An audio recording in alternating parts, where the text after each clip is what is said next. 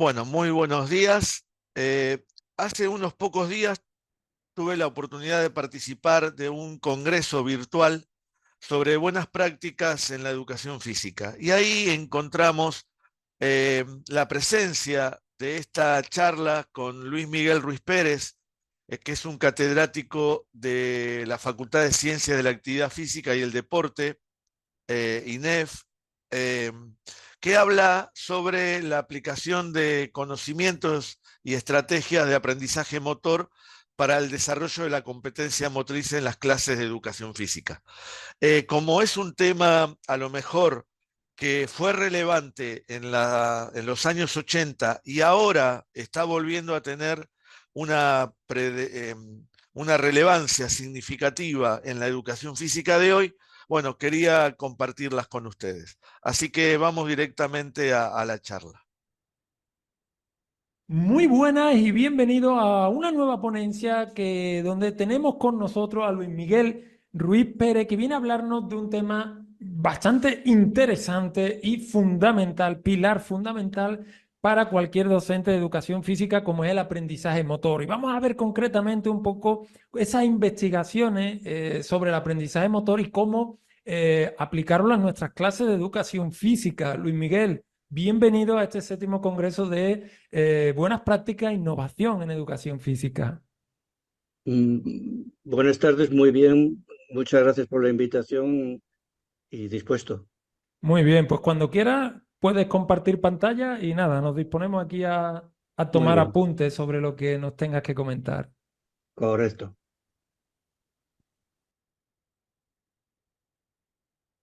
Pues vamos. Ah, se ve perfecto. Bien, pues muy bien. De nuevo agradezco la invitación y la temática es una temática que es, como decir, la temática no es estrictamente una temática novedosa porque la preocupación de los profesores de educación física por saber lo que ocurre en el patio y en las clases tiene una larga tradición. De hecho, pues la aplicación de la investigación en estos ámbitos ha ido apareciendo y desapareciendo en función de los intereses que a lo largo de las generaciones han podido existir, pero siempre de alguna forma hemos estado todos preguntándonos e interrogando a la investigación sobre aquellos asuntos que nos podrían resultar más llamativos o a los cuales no les podíamos dar una explicación coherente, de tal forma que cuando hemos hecho este interrogatorio, por decirlo de alguna manera, a la investigación, pues no siempre hemos encontrado las soluciones más pertinentes o las que nos han convencido, o no siempre las hemos encontrado, que también es otra posibilidad. ¿Por qué? Porque algunos de los asuntos que ha podido interesar a la investigación en aprendizaje motor pues no tenían una directa relación con las clases de educación física, y eso pues generaba una desconfianza muy grande por parte de los docentes.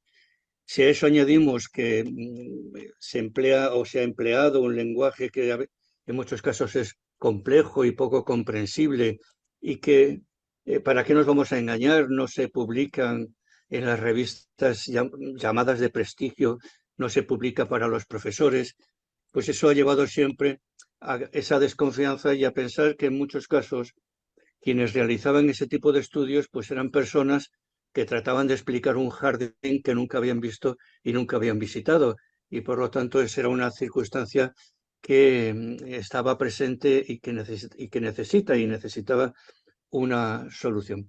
Lo que sí está claro es que todos aquellos que están a pie de cancha y en el gimnasio y en el patio trabajando en esta materia necesitan dar sentido a lo que ocurre en sus clases. Necesitan tener explicaciones que le dé coherencia a aquello que observan, a aquello que contemplan y a aquello que analizan en sus clases.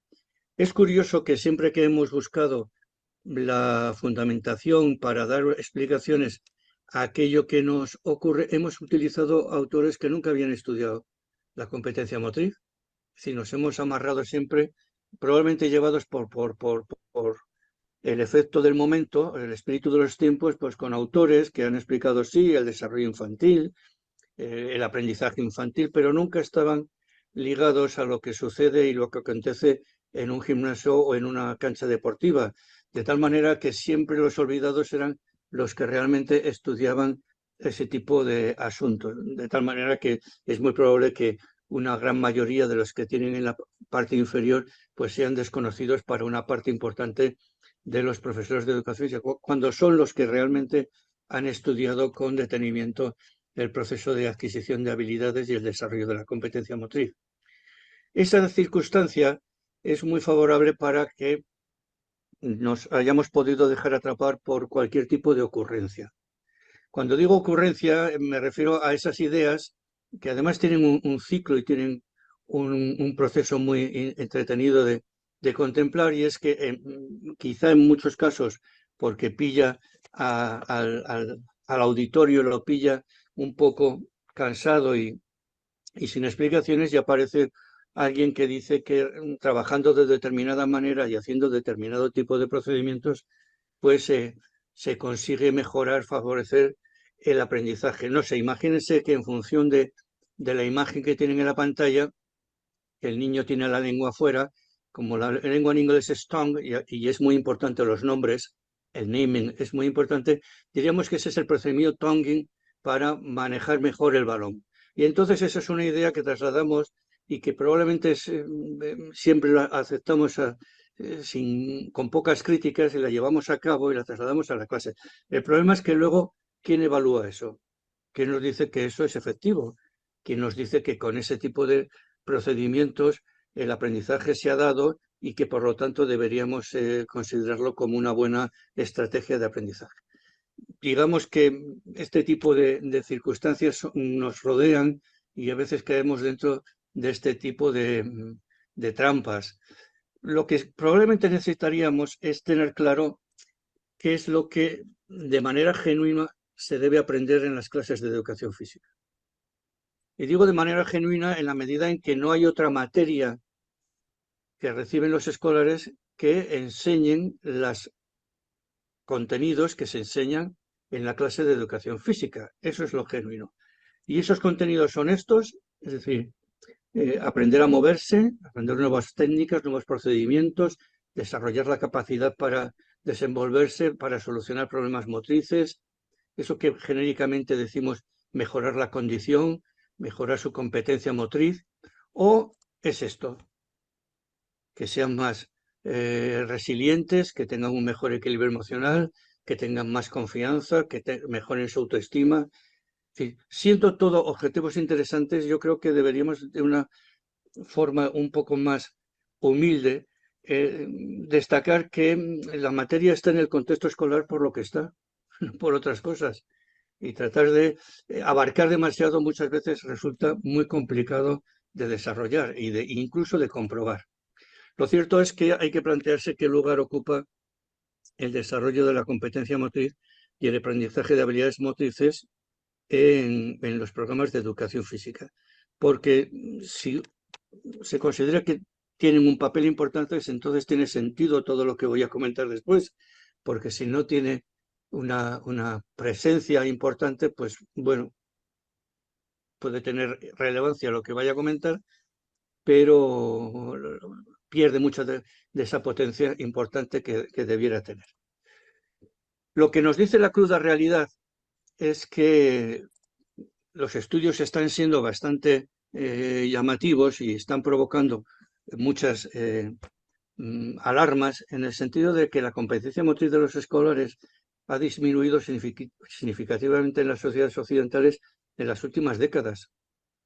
Es decir, desplegamos todo una batería de actividades, de métodos, de estilos, de formas, de trabajos para que aprendan y para que sean los alumnos del futuro y sean alumnos inteligentes, pensantes, como en algunos métodos se plantea, pero luego a la hora de la verdad, cuando se ponen en acción y se constata lo que son capaces de hacer y cómo son capaces de hacerlo y demás, nos encontramos que las generaciones anteriores eran más competentes. Y ese es un asunto que debiera llamar la atención y que deberíamos tener en cuenta. Y esa es una de las razones por las cuales probablemente en los últimos tiempos hay una necesidad de volver a la investigación, de buscar lo que ahora se expresa con el término evidencias, las evidencias científicas, ¿no? Las evidencias que indican cómo suceden los acontecimientos y qué se desprenden de esos acontecimientos.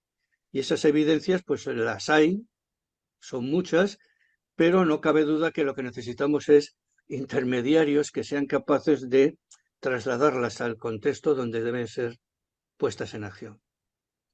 Hace bastantes décadas, John Andrews, que a la sazón era presidente de la FIEP, la Federación Internacional de Educación Física, en una de sus charlas, de sus conferencias, hablaba que había diferentes tipos de personas en nuestro ámbito. Los académicos que estaban digamos, en su torre de marfil, investigando y analizando la realidad y sacando a la luz los conocimientos ocultos. Luego estaban en el extremo opuesto aquellos que estaban a pie de cancha, desenvolviéndose con los alumnos, trabajando con ellos, haciéndoles más capaces, más competentes, dotándolos de los conocimientos y de las habilidades necesarias para adoptar probablemente muchos de ellos en una vida futura un estilo de vida más activo, y entre medio se necesitaba él utilizaba la palabra broker, un intermediario, aquel que conoce cuál es el estado de la investigación, pero que conoce también lo que sucede en las canchas. De tal manera que de esa relación se establece la posibilidad de captar y plantear las preguntas que son en cada momento relevantes y que son útiles. ¿Qué es relevante para los profesores? ¿Qué es lo que les preocupa? ¿Cuáles son las circunstancias que les rodean y que pudieran ser mejoradas con unas estrategias o con unas formas de intervenir concretas? ¿Cuáles son las más útiles, las que permiten que los procesos de adquisición se realicen con mayor eficacia y eficiencia en todos los alumnos, más allá de sus condiciones y de sus circunstancias particulares? Yo creo que hay enormes cantidades de preguntas que son susceptibles de poder ser analizadas y de encontrar posibles soluciones. De tal manera que lo que llamamos así rimbombantemente la ciencia, pues es capaz de ofrecer sugerencias y propuestas de solución que pueden ser puestas en acción, siendo conscientes de que esto no es lo sugiero, lo aplico, funciona, sino que es bastante más complejo. Es decir, las soluciones son redefinidas por los profesores y son puestas en acción en un contexto en el que hay unos alumnos que tienen una historia, que tienen un recorrido, que están en un contexto concreto y que tienen toda una serie de peculiaridades que hacen que esas soluciones puedan ser más factibles de poner en acción o menos factibles. Pero en cualquier caso, diríamos, antiguamente los textos de educación física llevaban muchas veces el título de El arte y la ciencia de la educación física, porque hay un componente artístico, si se me permite, que es el que el profesor pone en acción cuando con todos los colores en la paleta es capaz de encontrar las combinaciones adecuadas para las clases y para los alumnos que en cada momento tiene bajo su responsabilidad. Y en ese sentido, y llegado a este punto, pues buscaríamos algunos ejemplos, de tal manera que con ello podamos ver que muchas cuestiones tienen una larga antigüedad y otras son cuestiones más cercanas que pueden ser tratadas y que podemos mirar en la investigación a ver qué nos dice para poder tomar decisiones que pudieran ser pues más ajustadas a los objetivos que nos hemos planteado. Sin duda, uno de los asuntos relevantes que se plantean en las clases es que las clases de educación física son clases prácticas. La gente va ahí a moverse, a aprender habilidades, a aprender procedimientos. Y luego practicar es el eje central de todo ello. Y junto con el verbo practicar aparece el verbo repetir. Es decir, hay que hacerlo muchas veces. Es decir, uno no maneja el balón cambiándoselo de mano, desplazándose por la cancha, si no lo ha repetido bastante. Uno no es capaz de correr, cambiar de dirección, zafarse de un compañero en un juego, si no ha participado en ese juego y ha visto las estrategias que son más adecuadas para desenvolverse en el mismo. Por lo tanto, repetir es el verbo clave.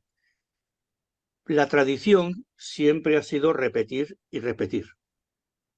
Hazlo más veces, repítelo más veces. La práctica lleva a la perfección. Repetirlo 1000 veces hasta que salga. Este tipo de expresiones las hemos visto, a veces las hemos escuchado dramatizadas en películas deportivas, en las que nos dicen que repetirlo es repetirlo una y otra vez es el elemento fundamental.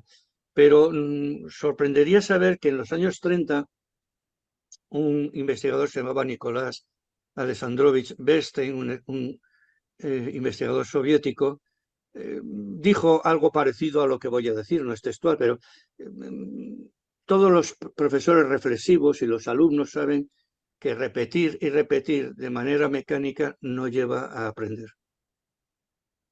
De tal manera que ese señor lo que manifestó es lo explicó con mucho más texto, pero en la literatura, por ejemplo, de aprendizaje motor, ha quedado como la frase repetir sin repetir. Yo creo que es la frase más famosa que tiene este señor Bernstein. ¿Y qué significa repetir sin repetir? Bueno, lo que nos dice es una cosa. Si alguien quiere aprender algo, lo tiene que hacer muchas veces. Si alguien quiere aprender a montar en bicicleta, patinar, si quieres aprender una determinada habilidad gimnástica, si quieres saber moverse en los espacios de manera ágil, si quiere participar en cualquier situación en la que se reclame moverse con coordinación, tiene que repetirlo. La cuestión es que no es necesario repetirlo siempre de la misma manera. Y eso es lo que nos lleva a que la aplicación de la investigación a este punto nos lleva a esta circunstancia. Y es que ahora tenemos evidencias suficientemente abundantes como para poder decir, por ejemplo, que distribuir los periodos de práctica es más favorable que realizar una práctica continuada y masiva. Masiva, si recuerdan de sus estudios, es siempre sin apenas periodos de descanso. Y distribuir significa introducir periodos de trabajo y periodos de descanso. Esa es una forma de una estrategia de práctica que tiene más efecto que la primera. Variar es otra forma de contribuir al aprendizaje. Lo mismo se puede hacer de diferentes maneras. Se puede aprender a tirar no sé, a canasta desde posiciones diferentes, desde distancias diferentes. No tiene por qué alguien estar tirando siempre desde el mismo sitio 500 veces. Tiremos esas 500 veces con variaciones.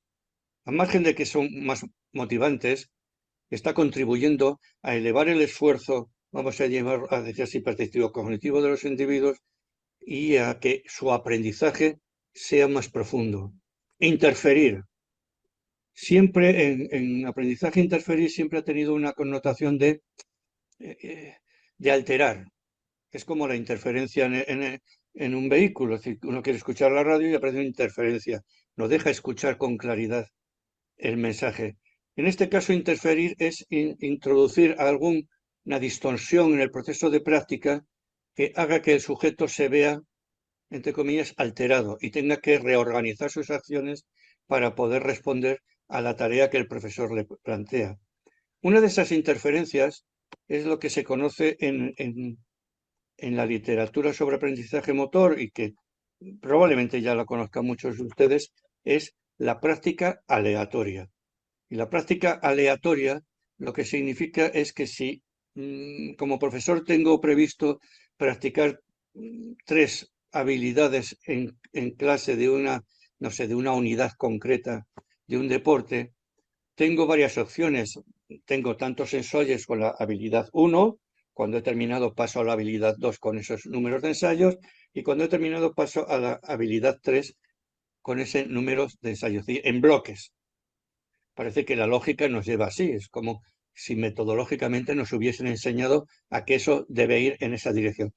También puedo establecer todo lo contrario, puedo combinar aleatoriamente todos esos ensayos con las habilidades, de tal manera que practico la habilidad 1, vuelvo a repetir la habilidad 1, pero ahora practico la habilidad 3, pero luego pasa a la 2, pero luego de nuevo a la 3, pero luego pasa a la 1. Eso sería una práctica interferida. Interferimos, elevamos el esfuerzo cognitivo de los aprendices y por lo tanto con ello se espera que el proceso de aprendizaje se consolide mejor en la memoria y además el sujeto sea capaz de aplicarlo mejor a circunstancias que puedan sobrevenir dentro de una misma clase de acciones. E incluso intercalar. En los últimos tiempos se dice espaciar, intercalar periodos de no práctica entre el periodo en el que se ha practicado, intercalar un periodo de no práctica en el que se pueden hacer otras cosas y a los 2 días volver a practicar esa habilidad. Es decir, todo este tipo de circunstancias que han sido muy analizadas, lo que nos lleva al resultado es que los que practican de esa manera, cuando terminan de practicar, sus resultados, por decirlo así, son peores de aquellos que han practicado a la usanza, repitiendo en bloques o repitiendo una y otra vez, hasta que más o menos consigues que la guitarra suene un poco bien, consigues que el balón pase de una mano a otra, consigues entrar a canasta haciendo... Lo que ocurre es que estos 2 señores que tenemos en pantalla, Robert Bjork y Richard Smith, hace ya bastantes décadas se reunieron, él era de aprendizaje verbal, el otro era de aprendizaje motor, y llegaron a la conclusión que hay determinados procesos que además son comunes, que cuando hay esas interferencias a las que hemos hecho anteriormente y se eleva la dificultad, el rendimiento inmediato no es indicador de lo aprendido. Y por lo tanto, eso no hay que olvidarlo, sobre todo si hay que tomar alguna decisión. Hay que permitir que pase un tiempo de no práctica para ver qué ha quedado. Y entonces nos podemos llevar la sorpresa de que aquellos que han practicado de una manera asistemática, aleatoria, diríamos más desordenada aparentemente, son capaces de retener mejor lo aprendido y de aplicarlo mejor a una circunstancia nueva que aquellos que practicaron siempre de la misma manera. Pero hay que dar tiempo a que el proceso de aprendizaje se dé. Si nos fiamos simplemente en el rendimiento inmediato para poner un resultado, para seleccionar a alguien, para realizar grupos o para cualquier otra idea que pueda pasarnos por la cabeza, es probable que pudiésemos cometer más de un error. Por lo tanto, ahí tenemos unas evidencias que son, vamos a decir, que tienen ya una larga tradición en el ámbito del aprendizaje motor. Otro asunto que es interesante es saber si moverse por la clase es lo mismo que aprender a moverse. Porque, no sé, miremos la imagen, la gente se mueve, está divertida, lo pasa bien, está entretenida. Es lo que la profesora Placzek hace ya, en los años 60, decía que era busy, good and happy, que estén entretenidos, que sean buenos y lo pasen bien. Ya, pero ¿y aprender? El aprendizaje reclama esfuerzo, reclama dedicación y sobre todo reclama tener un objetivo que alcanzar. Y la persona que les he puesto en la pantalla, Alexander Zaporozhets, este es otro contemporáneo de Bernstein, para que veamos que hay asuntos que tienen una larga tradición. Realizó un estudio muy simpático que cualquiera de los que me escucha lo podría replicar en sus clases, sin ningún problema. Cogió un grupo de niños de diferentes edades, de 3 a 5, de 6 a 8, a 7 y de 8 a 9, 3 grupitos, y los puso en 3 condiciones. Realizaron todos las mismas 3 condiciones. La primera, tenían que saltar horizontalmente.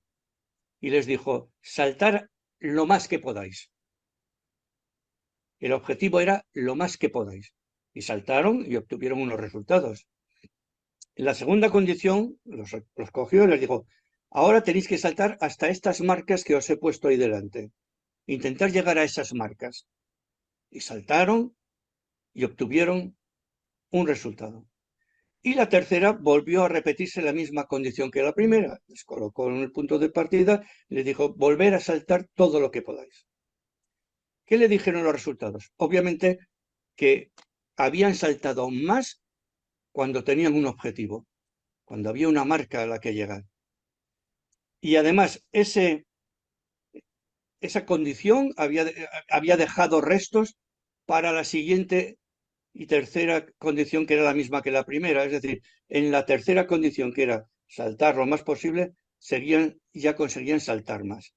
Y un elemento adicional: en la segunda condición preguntaban más al profesor o al investigador sobre cómo colocarse, cómo tenían que hacer, cuál era el truco para llegar más lejos. Había más interés por alcanzar un objetivo. Por lo tanto, los objetivos en las tareas que se proponen son importantes porque se convierten en el modelo de futuro que desean alcanzar. Hay un referente con el cual compararse y saber si lo están consiguiendo, si se acercan, si no se acercan, si tienen que emplearse más, si tienen que emplearse, si lo han conseguido, etc. Por lo tanto, ese es un asunto también interesante a destacar y que a veces se nos olvida. Si recordamos, estoy seguro que muchos de ustedes en sus clases de psicología del deporte o de aprendizaje motor o de desarrollo motor, en algún momento aparecieron la idea de repetir mentalmente. Siempre eso de repetir mentalmente parece que era una habilidad cognitiva que había que dejarla para los deportistas, cuando el ser humano puede repetir mentalmente sin ser deportista. De hecho, todos somos simuladores, todos somos capaces de vernos a nosotros mismos actuando, y observar las habilidades y repetirlas mentalmente activan las regiones de nuestro cerebro que normalmente están activadas cuando actuamos abiertamente. Entonces, si sabemos esto, si existe un cúmulo de investigación enorme desde los años 30 acumulándose, que puede cambiar la teoría, la interpretación, pero que al final se traduce en que observar a otros actuando e imaginarse a uno mismo actuando favorece el aprendizaje. ¿Por qué no empleamos este tipo de estrategias? ¿Por qué no explotamos de manera más clara estos recursos cognitivos que tienen los niños y niñas en las clases? Enseñémosles, aprendamos primero nosotros y luego enseñémosles a ellos, desde tareas muy sencillas a las tareas más complejas. Probablemente cuando hablamos anteriormente de la práctica distribuida de periodos de trabajo y periodos de descanso, en esos periodos de descanso pueden practicar mentalmente, por lo tanto están aprovechándose el tiempo de práctica. Nadie está esperando a que le toque su turno, ni a que podemos utilizar y hacer que ese compromiso con la práctica sea mucho más intenso que simplemente sentarles para que esperen. Y observar, el aprendizaje por observación, todos ustedes lo han estudiado, es muy importante. Necesitamos ver nuestras neuronas espejo. Desde que Risolati y Jacoboni las sacaron a luz, nuestras neuronas espejo están ahí. Estamos captando todo, imitamos a nuestros amigos, a nuestros profesores, a nuestros ídolos. Bueno, aprovechemos esos recursos para favorecer el aprendizaje. Obviamente, si seguimos avanzando, sabemos que no siempre hay que guiar a los alumnos en su práctica. ¿No es necesario? En algunas circunstancias sí. No tenemos que sancionar que eso de guiarles y de, entre comillas, controlarles es algo pernicioso. No es pernicioso, sobre todo si estamos en situaciones en las que puede haber un cierto peligro, un riesgo. Hay que darle los elementos que le doten de la confianza suficiente como para poder actuar solo, y en algunos momentos hay que guiarles. Pero también hay que promocionar la exploración y el descubrimiento. Explorar y descubrir, dos viejos verbos que ahora toman sentido en la medida que las tareas que les proponemos son problemas a solucionar. Y buscar las estrategias de solución es también un proceso interesante que hay que promover en nuestros alumnos. Es decir, en esa pared no tiene por qué haber una sola forma de solucionar el problema o la tarea que el profesor ha planteado. Puede haber otras formas. Hay que darle ocasión para que las descubra y las explore. Por lo tanto, exploración, descubrimiento, guía, supone que como profesores debemos ser metodológicamente flexibles y acomodarnos a las necesidades en cada momento que pueden tener nuestros alumnos o nuestros estudiantes, de tal manera que entramos y salimos, que ponemos, como dicen los anglos, ponemos las manos o sacamos las manos del asunto. Pero es importante saber que en ambas dos circunstancias el proceso de aprendizaje se puede ver favorecido. Y por supuesto, ya ha desaparecido la idea de que el aprendizaje motor tiene que ser un aprendizaje sin errores. Eso es una tradición que probablemente viene de la época conductista en la que era un aprendizaje sin errores. Los errores son parte fundamental de nuestros procesos de aprendizaje y del aprendizaje motor, igual son variaciones, son formas de ver otras posibilidades, ¿eh? Son formas de contrastar lo que funciona y lo que funciona menos. Pero claro está, uno no puede estar cometiendo errores toda la vida. ¿Por qué? Porque si uno está en clase cometiendo errores toda la vida, puede aprender a ser un incompetente. Yo dediqué un texto completo a hablar sobre los niños con baja competencia. Y los niños con baja competencia, además de tener problemas para moverse con coordinación, responder a las tareas que les proponemos en clase, son niños también que tienen un pensamiento sobre sí mismos que no es nada favorable para aprender este tipo de habilidades o este tipo de contenidos que nosotros ofertamos en las clases. Por lo tanto, han perdido la esperanza y la misión de los profes es devolvérsela. No podemos permitir que ningún alumno que esté bajo nuestra responsabilidad crezca o pase por nuestras clases siendo torpe. Estamos ahí para favorecer, para solucionar, para encontrar las vías, las estrategias, las actividades, las tareas que le haga ver que es capaz, que puede ser capaz, que él es el agente de sus propias mejoras.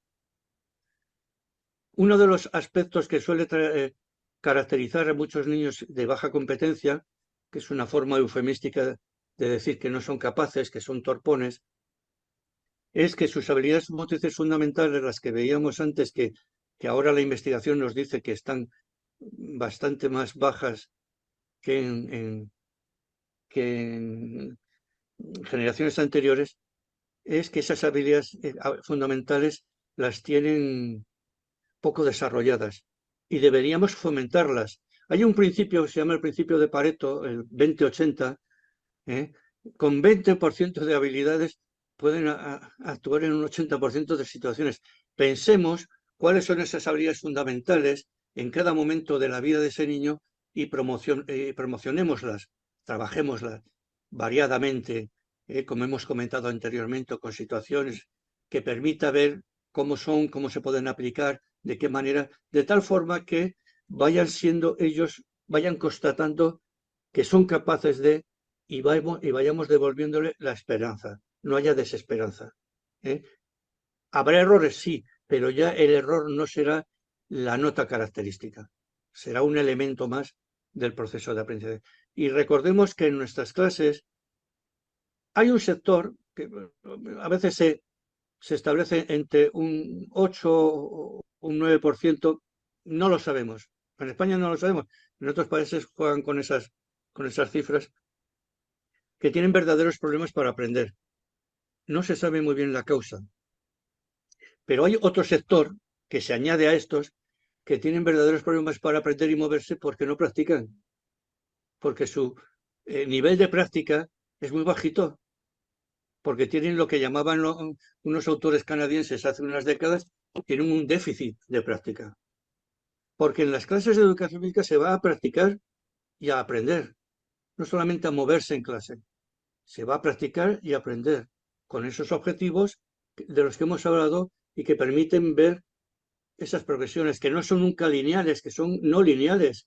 A veces hay saltos, a veces hay retrocesos, pero que permiten que el sujeto esté implicado y esté comprometido y que pueda ir avanzando, unos con más rapidez y otros con menos rapidez, pero es la vida, es así. Diríamos, yo creo que estaríamos todos de acuerdo que lo que decimos, hacemos y creemos influye en cómo aprenden. Y esa es la famosa cuestión de las expectativas y de la mentalidad. Hace ya Tom Martinek escribió un interesante libro sobre Pigmalión en el gimnasio. Es decir, la forma en que nos relacionamos con ellos, si les sonreímos, si no les sonreímos, las veces que les damos información como consecuencia de sus actuaciones, eso que llamamos el conocimiento de los resultados, la forma en que se las damos. Siempre decimos que actuamos con todos por igual. Bueno, cuando nos graban, nos damos cuenta que no actuamos con todos por igual, que con algunos sonreímos más, tenemos más contacto con ellos visual, les decimos palabras más agradables y con otros somos más secos, somos menos agradables, sonreímos menos y por lo tanto les lanzamos el mensaje de que no esperamos mucho de ellos. Y luego Carol Dweck investigó abundantemente y también ha pasado al mundo del aprendizaje motor mostrándose que tiene presencia, es la mentalidad que tenemos los profesores. Si yo considero que alguno de mis alumnos, por ejemplo, antes hemos hablado de los que tienen baja competencia, en mi foro interno pienso que no da para más, es manifestar una mentalidad fija. Es pensar que los dioses le ha dado un tipo de recursos que no son suficientes para que se pueda desenvolver bien en estas clases. Lo mismo que ocurre, decimos, en matemáticas o en lengua o en cualquier otra materia, es que no sirve para. Bueno, si es así, pues entonces casi pediríamos que me den aquellos que sí pueden, no me den los que no pueden. Sin embargo, si yo tengo una mentalidad de crecimiento, pienso que más allá de las circunstancias de las que rodean y que pueden estar relacionadas con el estatus que tiene el individuo en ese momento, existe margen de crecimiento, de cambio. Y mis expectativas apoyan a mi mentalidad. Espero de él. No soy de los que si alguien se cae cuando está realizando una pequeña carrera en un juego, le digo, levántate, hombre, levántate, todo el día estás por el suelo. Y al rato se cae Alicia, que es una niña, que es un encanto, que es un amor. Le digo, levántate rápido, que es que el suelo está mojado y se resbala. Nuestras formas de actuar, nuestros mensajes, nuestra forma de relacionarnos, nuestras expectativas, nuestra mentalidad, juegan un papel muy importante en el proceso de aprendizaje motor. Y eso lo deberíamos también, y sobre todo en las clases de educación física, y eso lo deberíamos también tener en cuenta y considerar. Y por último, traigo una aplicación de ese conocimiento, vamos a llamarle científico, ese conocimiento relacionado con el desarrollo, aprendizaje motor y cognitivo de los individuos, traducido ya en cosas mucho más manifiestas. A la izquierda tienen ASM, que es Athletic Skill Model, que es el modelo atlético de habilidad que un grupo de profesores, preferentemente holandeses, vienen desarrollando desde hace un tiempo. Y que se traduce, uno, en rescatar la función lúdica, el elemento lúdico, el juego, y traducirlo luego en espacios complejos que permitan que desplieguen comportamientos complejos. Porque la complejidad del comportamiento, como viene ahí escrito, está en consonancia con la complejidad de los espacios. Y a la izquierda tenemos lo que son espacios que hay en algunas ciudades holandesas y en algunas ciudades inglesas en las que se ha traducido el conocimiento que se tiene sobre aprendizaje y desarrollo motor a el diseño de espacios y materiales. A la derecha tenemos el Angie Play, que es un movimiento que procede de China, de la señora Chen Sueqin, y que en España lo promociona el profesor Linaza, y que también se basa más o menos en un principio parecido. A través del juego se puede desplegar las posibilidades de los individuos. Aparecen las coordinaciones, aparecen las posibilidades, la autonomía, aparecen las colaboraciones, aparece todo aquello que permite aprender soluciones a los problemas que en cada situación se pueden encontrar por el manejo de esos objetos y de esos materiales. Lo cual nos lleva a considerar si queremos sacarle un beneficio para las clases, contrastado y confirmado, y es que variar los contextos de práctica también tiene un efecto muy favorable en el aprendizaje motor. Y cuando digo variar los contextos de práctica, supone en que, no sé, si hemos practicado de una determinada manera el lunes en clase, no tengo el miércoles por qué seguir practicando de esa misma manera en clase. Puedo variar el contexto, puedo establecer otras posibilidades, de tal manera que siempre estoy despertando, estoy, como quien dice, construyendo y reconstruyendo esas habilidades que a la larga, que es retención, y aplicándolo, que es transferencia, tiene efectos más favorables. Por lo tanto, el ASM Skill, el NG Play, son nociones muy interesantes. Búsquenlas en Internet y verá que tienen sugerencias muy interesantes. Y por ir terminando ya, esta es un poco, la idea es establecer en esa separación, en ese abismo que hay entre los que se considera que están en su torre de marfil estudiando y analizando, y los que están en las canchas trabajando con los más jóvenes, es establecer un puente que permita que exista un diálogo y una relación, y que de la ciencia vaya al patio, pero también del patio vaya a la ciencia. Es decir, quizá esa posición intermedia, ese personaje intermedio al que hacía Andrews mención, sea una posible solución, pero tiene que ser una autovía de doble dirección. Y con esto termino mi intervención. Muchas gracias. Genial, Luis Miguel. Pues la verdad es que, bueno, pues muchas gracias por tu intervención. Muchas gracias por ofrecernos tu visión sobre el aprendizaje y darnos estas pautas. Y sirva también este congreso y esta ponencia para trasladar esos conceptos científicos hacia la práctica de la educación física de la gente que pisa patio, de las personas que están en la cancha, ¿no? Y de eso se trataba, ¿no? Se trataba de dar esas pautas que bien has comentado a lo largo de tu intervención, que has dado bastantes pautas a tener en cuenta, porque es verdad que digamos que, digamos, donde me encuentro muy cómodo es hablando de metodología, es hablando de evaluación formativa y me encuentro muy cómodo, pero es verdad que últimamente todas estas cuestiones pues están teniendo mucha relevancia. Sin embargo, el aprendizaje motor, que es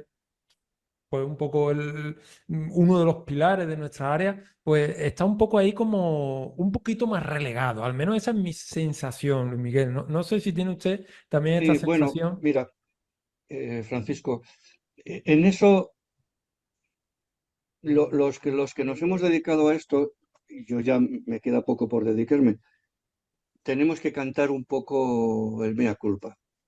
Es decir, no sé, ahora visto con la distancia ya del tiempo pasado y de lo que uno ha vivido y lo que uno ha encontrado, eh, yo me he dado cuenta del distanciamiento que nosotros hemos tenido con los contextos reales. Yo me he dado cuenta, o sea, me doy cuenta, yo canto mi mea culpa, y de hecho las cosas últimas que yo escribo es una vuelta a los contextos reales. ¿Por qué? Porque yo veo que esos contextos reales se pueden ver muy enriquecidos por lo que yo he conocido, por lo que yo he estudiado, por lo que otros me han comentado, a quien conocido que ha hecho cosas. Sí, yo veo que no tiene por qué estar. ¿eh? Y esa separación se ha mantenido durante mucho tiempo, y en eso, pues a veces los profesores, cuando estamos en, las- en los ciclos formativos, pues nos volvemos, no sé, no contribuimos demasiado Ujú. a, a buscar y luego porque el aprendizaje motor ha tenido sus etapas, es decir, tiene su historia. Probablemente el aprendizaje motor, los primeros que estuvieron muy ligados a él eran psicólogos experimentales, pero hubo un grupo importante de por decirlo así, profesores de educación física académicos, cuando empezó a ser reconocido este ámbito como una materia académica en algunos países del mundo.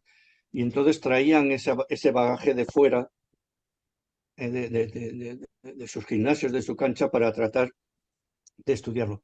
Pero una vez que entraron en las universidades, tuvieron que jugar el juego de las universidades. Y el juego de las universidades era investigar y producir, y investigar en aquello que en esos momentos podía ser lo más relevante. Y entonces ya se investigó con habilidades que no tenían sentido, habilidades que no se hubiesen practicado nunca, en condiciones poco habituales, cuando en realidad de lo que se trataba era de comprender cómo alguien que está en una piscina puede aprender mejor el crawl. No mover simplemente un dedo de un dispositivo a un botón para ver cuánto tiempo tarda que es importante, eso es conocimiento básico y sin duda es importante. Pero el conocimiento aplicado se vio muy afectado. Y al verse muy afectado, creció el conocimiento teórico. Y el conocimiento teórico, muy bien construido, muy bien elaborado, la verdad es que ha habido personas tremendamente competentes e inteligentes en ese particular, luego había que trasladarlo al terreno y en ese traslado pues hubo poco esfuerzo. Entonces un profesor que ve que si lee un artículo de aprendizaje motor está lleno de conceptos y de nomenclatura que no entiende, que está lleno de tablas numéricas en las que se hacen análisis estadísticos complejísimos para llegar a la conclusión de que hacer esto es mejor que lo otro. Pues llega un momento en el que eso le echa hacia atrás. Si muchos de los que se dedican y nos hemos dedicado a este tipo de asuntos no hemos tenido el detalle de escribir para los profes, ¿qué podemos esperar? Entonces yo, siempre que he tenido ocasión en las últimas décadas, siempre, incluso cuando estoy con investigadores, siempre les he dicho que tienen que escribir para los profes, que son los que tienen que recibir ese... No podemos decir que los niños son sedentarios o que se mueven peor o que no son capaces de, y luego no escribir diciéndoles a los profes, traten de hacer esto, promuevan esto otro, participen con ellos en este tipo de actividades, consideren esto. No vale decir eso. Lo que pasa es que, bueno, pues muchos no lo tuvieron porque tenían otros asuntos. Hemos tenido otros asuntos en la cabeza. Bueno, Sobrevivir. bueno, Luis Miguel, nunca es tarde, siempre estamos todavía a No, tiempo está claro. y comentaba usted en su ponencia muchos puntos muy interesantes, muy prácticos, que el tema de las sociedades en las últimas décadas ha bajado la competencia. Y yo quería preguntarle, no sé si tiene datos, sobre si es motivo de que en educación física también se trabaja de un modo menos práctico y menos repeticiones, o bien es porque también la sociedad ha entrado en un conjunto de sobreprotección del niño que no se deja salir de las casas, etcétera. Bueno, Entonces, no mira, sé yo creo cuánto... sí, yo creo, Francisco, que las dos cosas están combinadas. Nada. Mira, lo último que yo he podido leer para que no, para que sea algo de fuera pero cercano, es un estudio en Gran Bretaña en la que todo un grupo numeroso de investigadores y de estudiosos de la competencia motriz, pues analizaron cómo era en Gales, en Escocia, en Inglaterra, bla, bla, bla, bla, y de todo lo que hacen y de todo ese estudio, de todo lo que escriben, al final se me quedó una frase y es: le pedimos al gobierno que se preocupe más de desarrollar la competencia motriz de los escolares, lo cual eso repercute en las clases de educación física. Porque las clases de educación física, la educación física es la única materia que tiene como responsabilidad eso. No tenemos, vamos a ver, probablemente deberíamos ser más humildes. No tenemos como responsabilidad la competencia social, viene como consecuencia. O sea, como consecuencia de cosas tangibles como que es que nuestros alumnos tengan más pulmón, por decirlo así, resistan más, sean capaces más de saltar, aprendan nuevos procedimientos de actuación, les demos recursos y conocimientos para que sepan sobre este ámbito y lo puedan emplear ahora y, si Dios quiere, en el futuro. Como consecuencia suelen venir la confianza, suele venir el grito famoso que ahora se ha puesto, es decir, el coraje, el compromiso. Eso viene como no empiezo desarrollando el compromiso para luego ir a lo otro, como no empieza el profesor de matemáticas o sí, ya no lo sé, porque ahora todo es muy complejo. Entonces, digamos que probablemente una materia como la nuestra, que está muy maltratada, con pocas horas, con poca dedicación. Mira, no sé, en algunos de los libros, y el otro día lo comentaba, y en las charlas TED hay un señor que se llama Zayowski, en la Napper Hill, que es un instituto de secundaria de Napper Hill en Illinois, consiguió su departamento de educación física y él convencer a todo el colegio para que fuese más activo, padres y profesores. Y establecieron, además de las clases de educación física, horarios de práctica. Antes de las clases, pues podían ir a... un antiguo comedor se convirtió en gimnasio, buscaron fondos y pusieron bicicletas y máquinas, y todo el mundo mejoró su competencia. Como consecuencia, no se sabe si como causa y efecto, pero ahí está, mejoraron también los resultados académicos. No quiere decir que tengamos que hacer las cosas para eso.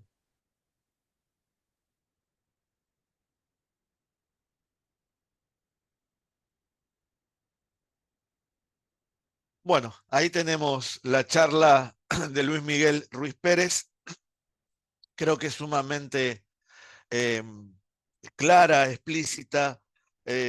No es volver al pasado, sino empezar a ver desde esas competencias que dijimos que se están perdiendo o no las estamos registrando, es empezar a analizar y a buscar nuevos temas, nuevas posturas, ver qué podemos analizar de estos nuevos modelos para empezar a construir esa educación física y sobre todo la formación de licenciados que escriban para los profesores que estamos en el patio.